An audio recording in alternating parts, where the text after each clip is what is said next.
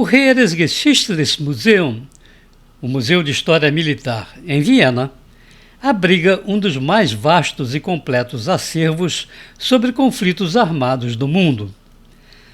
Em seus imensos salões, armas, uniformes, documentos e memorabilia diversa contam a história das inúmeras guerras que sangraram o solo europeu século após século.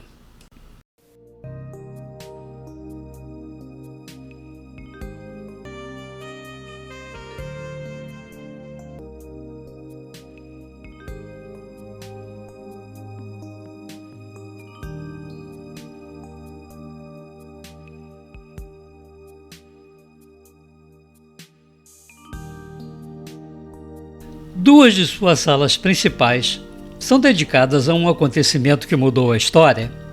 Lá estão, solenemente dispostos, um automóvel Greift und Stift, modelo Doppelphaeton conversível, um uniforme manchado de sangue, uma pistola Browning modelo 1910 e centenas de objetos diversos, inclusive o menu de um banquete a ser realizado na noite de 28 de junho de 1914.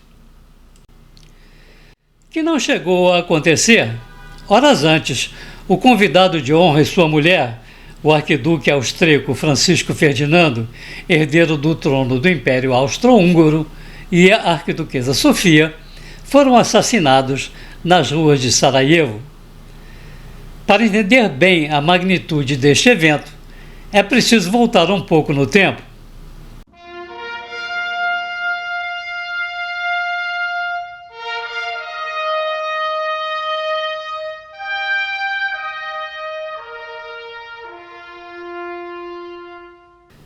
Em 1815, a Europa se rearrumava após a derrota definitiva de Bonaparte em Waterloo.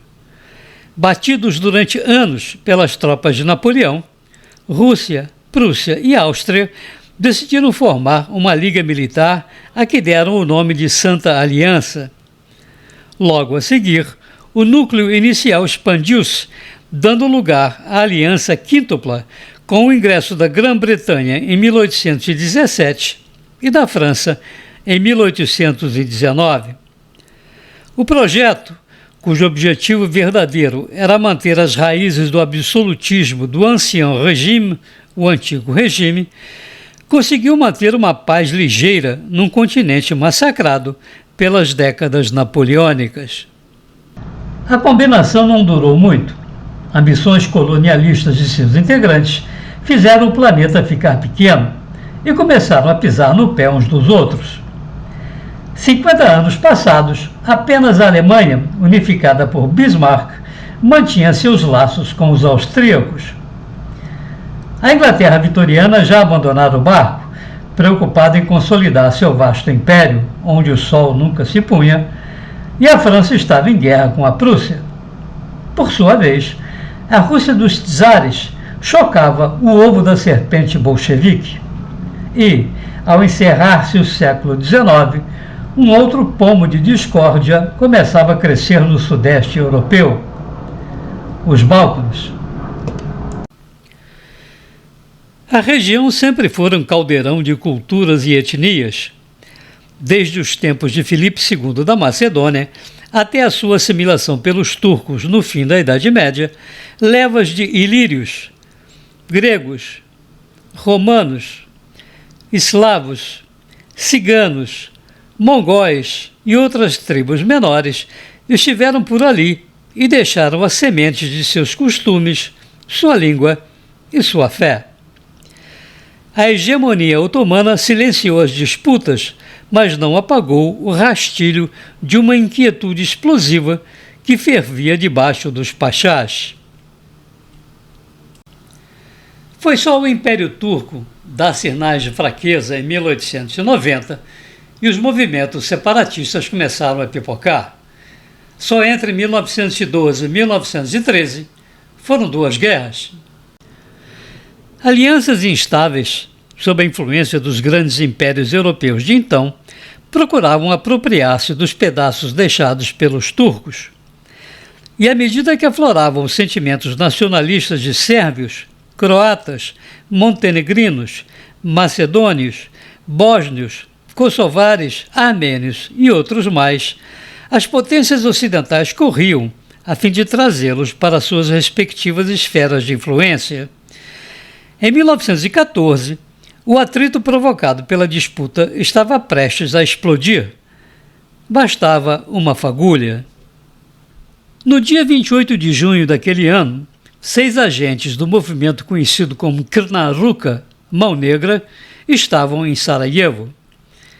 A organização a que pertenciam lutava pela anexação da Bósnia, então sob o domínio do Império Austro-Húngaro, à Sérvia, e o grupo enviado para a cidade tinha como missão um ato terrorista de alto impacto: matar o herdeiro do trono austríaco.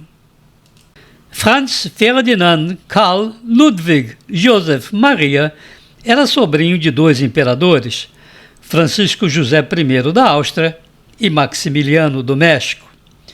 Inicialmente, não estava na linha sucessória, mas a morte misteriosa do príncipe herdeiro Rodolfo, no chamado incidente de Mayerling, decidiu seu destino. Francisco Ferdinando era descrito como um homem introspectivo e áspero. Suas relações com o tio imperador eram, no dizer da época, no mínimo tensas.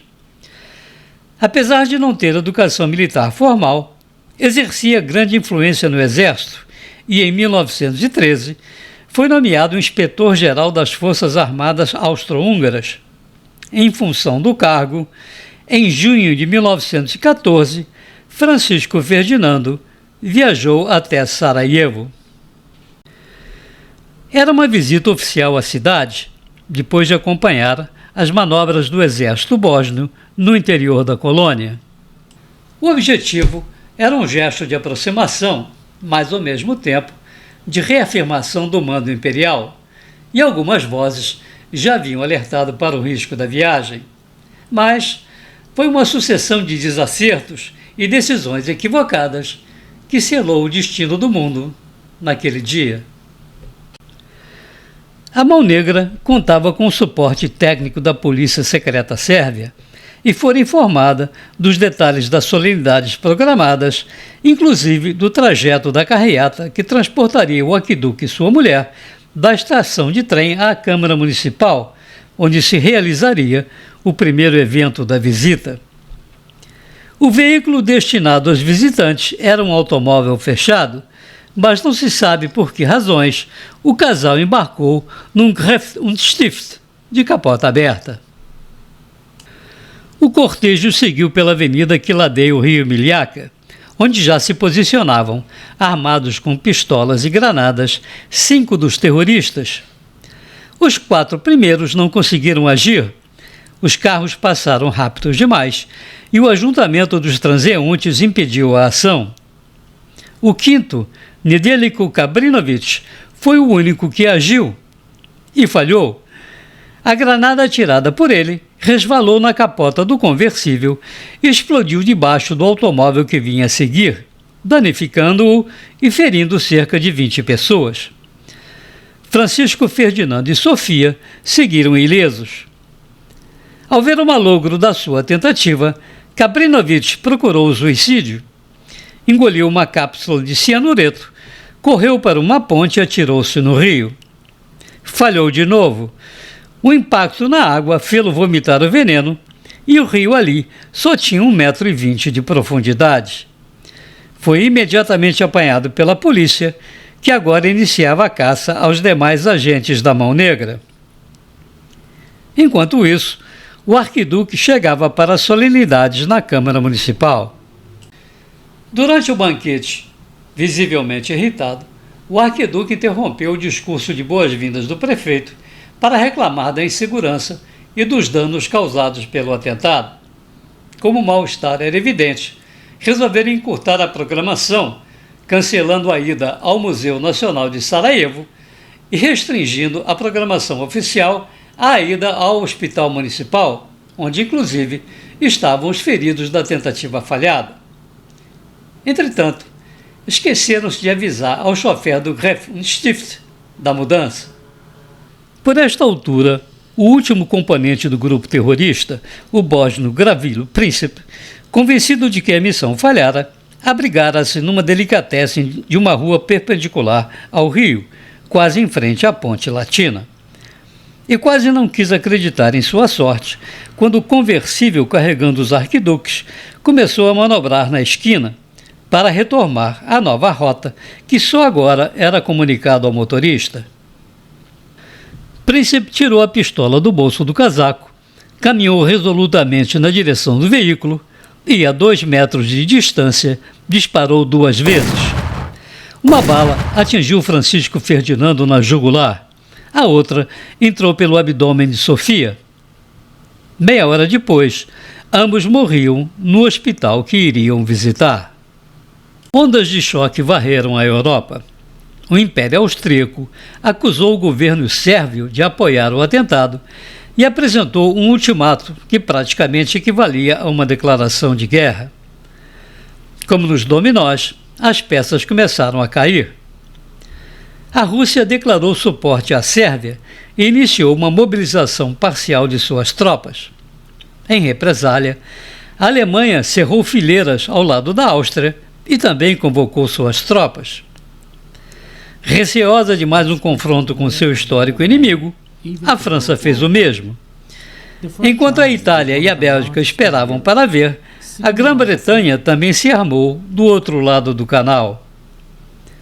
Após um mês de intensa troca de acusações, em 28 de julho, canhões austríacos dispararam na direção da Sérvia. No dia seguinte, a Alemanha invadiu a Bélgica em sua marcha para Paris.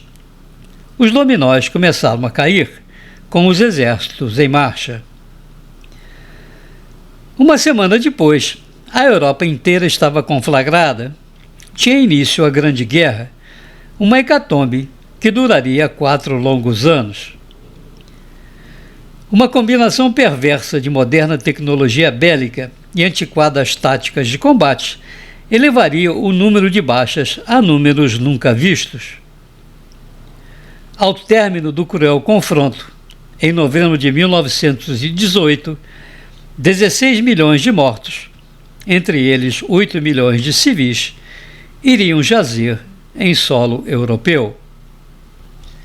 Se você gostou desse vídeo e gosta desse canal, por favor, inscreva-se se ainda não fez, compartilhe, divulgue, comente, dê o seu gostei ou não gostei, e aperte o sininho para receber as notificações, para que o canal possa ganhar um pouco mais de visibilidade no YouTube e nós possamos prosseguir.